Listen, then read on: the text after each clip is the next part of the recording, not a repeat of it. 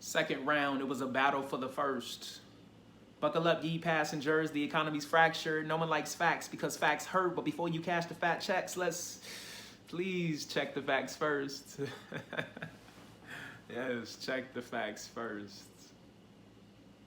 So what up world, Richard Johnson here, Econoclast, my channel where we discuss a variety of topics, relevant subjects, all through an economic lens with I'd say a millennial twist or a millennial perspective, right? Just to bring to bear much of what we're witnessing in our society today, right? I think we're in a very pivotal moment, and so as much as I want to move on to a different subject, to speak about the things that I actually created the channel for, I have to talk about the coronavirus, right? There's so much going on, and I'm getting emails, people calling me. I have friends that are being heavily impacted. Low-income communities are still being plagued, and so I think it is incumbent upon people like myself and others who have data, who have deeper insights to some degree, to speak on these subjects to ensure that we're actually shedding a light in those areas that need to be illuminated. And so the first round of payouts that people had received, that $1,200 payout, has been flushed all the way through. The government had began pursuing the PPP loans. They realized that was a mess. And so there's this second wave now where a proposal has been drafted, and it's called the HEROES Act. And I don't remember the acronym, but I will post it below. But it's the HEROES Act, and what this is a proposal to do a second wave of payouts with a lot of different conditions, very different than what we had witnessed in the first wave. And so today I really want to talk about this because this is going to aid you in what you ought to expect. Are you going to get another payout? What are going to be some of the biggest political impediments or hurdles to preventing you from getting a payout, and how this is going to impact us as a people? But nevertheless, let's dive right in. Finding ourselves in an uncompromising position debt-wise, and that's going to be the new crisis. You're going to see a steepening inequality gap in the next 5 to 10 years. So I think we ought to be a little bit more prudent about making these blanket arguments. It's low-income people have an opportunity to kind of get ahead, right? We can kind of segment this discussion and put it in perspective, right? So how likely is it that this HEROES Act is to pass? So what up world? So first we had the CARES Act, right? And that was that $1,200 payout that was given to individuals. And now we have what people are calling the HEROES Act. Now this is going to be very similar to the previous act, although it's pushed primarily by the Democrats, by the left. It's going to be signed off by the administration. So instead of this $1,200 payout like you saw from the CARES Act and the HEROES Act, they're proposing that this package, this form of aid, is going to be around $2,000. So most likely they're going to fall somewhere in the middle. But the biggest difference between the CARES Act and the HEROES Act is, for one, the $2,000 payout is going to actually be on a recurring basis. So it's going to be paid out to individuals monthly. And there have been estimates that have shown that if a 6-month period is required for people to actually get out of the worst of what we're experiencing as it relates to the virus outbreak, then the estimates could range from anywhere to $1 to $2 trillion. I think it was like $1.8 trillion. That's $300 billion a month if this act were to get passed. So by no stretch of the imagination is this a small amount, right? Now I do want to pause there for a second, because whenever we implement anything on a recurring basis, on this like set it and forget it type of basis, as opposed to like making a conscious decision to wait for the end of the month and then see whether or not people are deserving, kind of gauge the temperature of the economy, and then give people this $1,200 payout or a $2,000 payout. If we just set it and forget it, we're more likely to overspend significantly, right? If it's $300 billion a month, more than likely, I think even in the political environment, they're going to begin to try and redefine what it means to be in the worst of what we're currently experiencing, which means that even if you have some low-income individuals who are still being severely threatened by maybe the after effects of the virus outbreak, then their conditions aren't necessarily going to be any different than it was in the midst of it all. And so they're still going to be in the worst. And so you're more likely to see a delay in the stoppage of this form of output, this form of payout. Taking, for examples, general subscriptions. I mean, I have a subscription to Apple Music, I have a subscription to the gym, Netflix, almost anything you can think of, right? And I mean, to use the most egregious example, right? So in DC, I have a subscription to the gym, and it is extremely difficult to cancel my subscription to them. I think if you had to cancel your gym subscription, you had to do it, I think, in 3 months in advance. And it's a pretty much back and forth with people. You couldn't just go online, say, hey, I want to cancel my membership here. You know, what they're going to do is they're going to require you to get on the phone, talk to a representative as they try to continuously convince you as to why you should remain a member. So they're going to make it increasingly difficult for you to actually end your membership. Now, this means, though, that if I had to tell somebody 3 months in advance when I should end my membership, then that means that the moment in which I decide to cancel it, I'm more than likely going to have to pay an additional 3 months of pay. Similarly, to draw a parallel to what we're experiencing with these $2,000 payouts, is that if it's on a recurring basis, if we have implemented this set it and forget it type of window for distributing funds to people, then we're more likely going to overspend than we would if we were to gauge, once again, the temperature of the economy on a month-over-month basis. I mean, people are going to do everything in their power to squeeze out one more month, right? I mean, that's what businesses do, and government to some extent, right, functions as a business. Now, another issue with distributing these payouts on a recurring basis is that people adjust, right? I mean, if you're getting $2,000 a month for 6 months, and that's $12,000, eventually you're gonna get comfortable. You're gonna begin to change your standard of living in anticipation of receiving this payout. So if it's the middle of the month and you know you're gonna get paid on in the next week or so, right?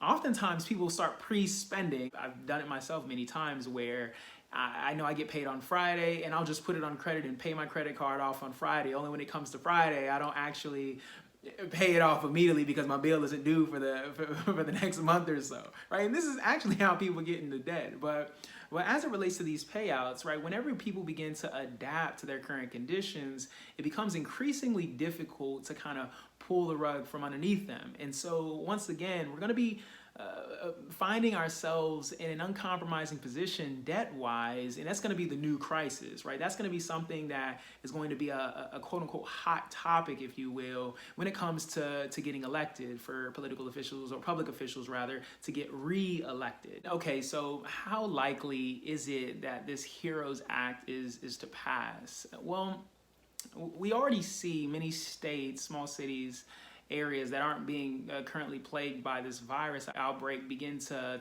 open up.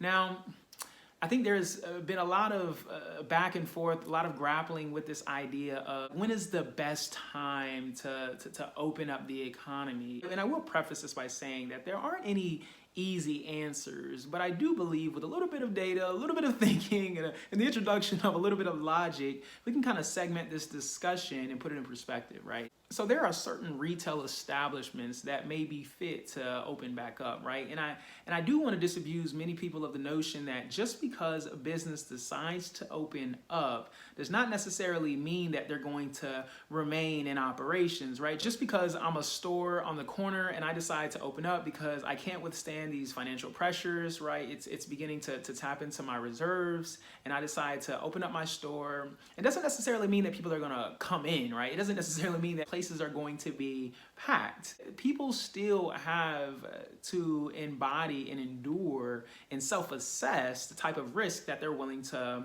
take on whenever they go out. And so you may find that businesses don't find it profitable or a viable option to open up partially. They don't find it as easy to simply open up and allow maybe 50% of their traffic relative to how it was prior to the virus outbreak to open up if they don't have enough customers in their store. And so you may see just that. You may see that as these businesses begin to open up, there is this form of retroaction that takes place where they kind of have to revert back to this standard and await for the entire economy to open back up, we reach this recovery period and everybody can actually freely roam, make decisions with a reduced amount of risk, with less amount of angst that they're having to incorporate in some of these decisions that they're making. I think for retail establishments, for like your typical outdoor mall, for bars and restaurants, I think that they have the ability to partially open up, right? But then let's not forget that much of our economy is centered around seasons. And I say that because, I mean, if you take even the most simplest of examples, right? Many people have kids, right? And if kids are in school for the fall and the spring semester, then schedules kind of center around that, right? I mean, seasonal changes, right? Once you're kind of entering into the winter period, right? People are going on holidays, spending habits begin to change. And so you begin to see all these monumental collective type shifts in the economy all happening at the same time on a cyclical basis, right? But what that means is that if you have a school, for example, and you have a child that's in school, and we decide that we want to open up the economy and allow these schools to begin letting students back in as opposed to having this virtual environment. But then you also have a parent that is maybe a little awry or a little uneasy about having their student be around other students right now, knowing that there's some pretty reckless, negligent parents out there at the school that are going to allow their kids to just roam and sneeze on whoever. I mean, but whatever the case may be, these parents may be a little bit more hesitant, a little bit more risk averse, and not allow their students out, especially if they don't have enough information, if the data isn't too sound, it's not making a convincing argument, and so forth. But if they were to decide to open up these schools and the parents are now having to weigh against the option of allowing their kid to go back to school, making them susceptible to getting this virus that they claim to be is dying down, but at the tail end their kid is susceptible to contracting this, and they don't have an option to remain at home, then now they have to actually weigh that against maybe their kid possibly being let back, or being let back a year, that is, or just falling behind in general, right? And so now we've imposed the cost on families who are a little bit more risk averse, who are a little bit more mindful of their own personal circumstances. Maybe their immune system isn't nearly as high as everyone else, right? And so there are not necessarily unintended consequences, but there are being costs that are factored into the decisions in households to actually move about and roam at their own discretion, that needs to be addressed before we just decide to have this conversation about should we open or should we not open. We say, okay, well, what type of businesses and what type of establishments are more fit to open, right, and which aren't, right? Which one is going to further create this spiraling effect and affect future generations, right? If I have to miss a year of class, if I have to experience some form of traumatization internally within the household, and I'm in school and it's affecting my grades, you're going to see a steepening inequality gap in the next 5 to 10 years that may not be nearly as traceable as it is right now. So I think we ought to be a little bit more prudent about making these blanket arguments about saying, hey, let's just open up the economy, right? Because people just have this fervent desire to go out and buy or learn some more math. So another thing that people are monitoring is the unemployment rate. I mean, you have a lot of first-time filers who are now having to find it befitting for themselves, making decisions that they wouldn't have otherwise made in their past life, having to actually file and collect these unemployment benefits. Personally, I can't attest to this, but I can empathize with these people dearly that, I mean, you have to set your pride aside to actually claim these type of payouts, right? These what some people would consider to be handouts. People are making first-time decisions that they've never in their life had to make before. Now, there is an interesting component to this all. If you think about an ocean, right? When you think about like the ruckus of the waves, or how fierce the waves can be at the top, right? Way at the top, right? You can be a CEO of a company and you can lose a significant part of your earnings on a year-over-year basis, whereas a person on a low-income spectrum, the fluctuation in amount that they earn may not vary nearly as much over time, primarily because CEOs' pay is generally tied to the performance that they have in the stock market. The shareholders are the ones that are constantly in their ear telling them that they have to make certain decisions, and so you'll notice that their pay is going to be highly variable here. Low-income people aren't necessarily experiencing this treacherous up and down type of frequency. Then what you may find is that once we experience these troughs, these valleys, these recessionary type of periods, low-income people have an opportunity to kind of get ahead, right? They have an opportunity to kind of catch up, right? In these periods, right, it's almost as if everybody is on equal footing, right? And so you're going to hear a lot about, right, bailing out some of these companies, which I do think, right, we ought not let those companies fall to the wayside immediately, because for various reasons, right? If you're an employee, you're working for these companies, and you may not find that it's as easy to find another job. You can't just get up and go. You may not be able to negotiate a wage as quickly as maybe the company would be if they were to just get bought out by somebody else. And so the CEO is able to just go ahead and, and man over another company. They have enough money on reserve to last themselves for the next year or retire early, right? Low-income people don't necessarily have the luxury of doing so. But what that means is that if we are experiencing such a great deal of turmoil in the economy, and you see this kind of reset type of button, I will say that it may allow for low-income people to catch up, right? It lowers the gap. It puts people on the same footing, on the same playing field for a small period. And I think once that happens, we begin to open up these doors again, and now we have this massive wave of hiring. If people are utilizing their time in the most productive manner, they're taking online classes, getting certifications, learning something new, right? And it's not to say that everybody can do that, right? Some people also have children that they have to tend to. They also have other responsibilities that may be consuming the majority of their time. But if those people that didn't have the opportunity, didn't have the free time to focus on these activities that they can actually sell in the market and make or convert rather to greater income, can now do so, right? When we come out of this, when we actually revert back to that state of normalcy, what you're going to find is that people are that much better off. Those low-income people are now going to be scooting and merging back up and now truly competing. And so I think that's a beautiful thing that we do want to keep in mind. And so when we talk about the likelihood of this type of legislation to pass, right, those are the things that we want to keep into account. We want to account for unemployment. We do want to account for costs that it's going to actually have on the economy, right? Like, if we view money as this, fictitious object, this type of medium for exchange, and we don't actually look at the flesh and blood people that are being affected by financial decisions, we may find that it's easier to spend constantly. We may want to throw money on the fire constantly because we think that it can put out the fire, when in fact it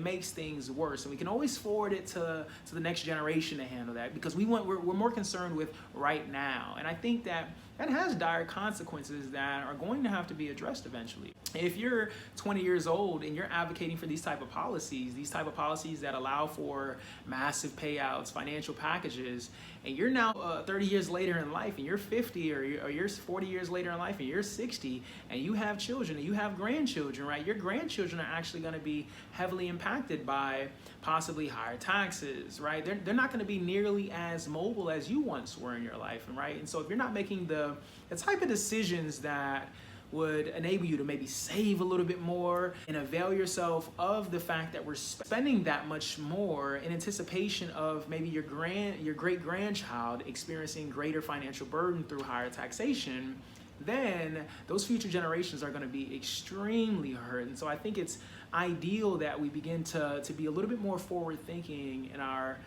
claims and in our discussions that we have about whether or not the economy should just open up, right?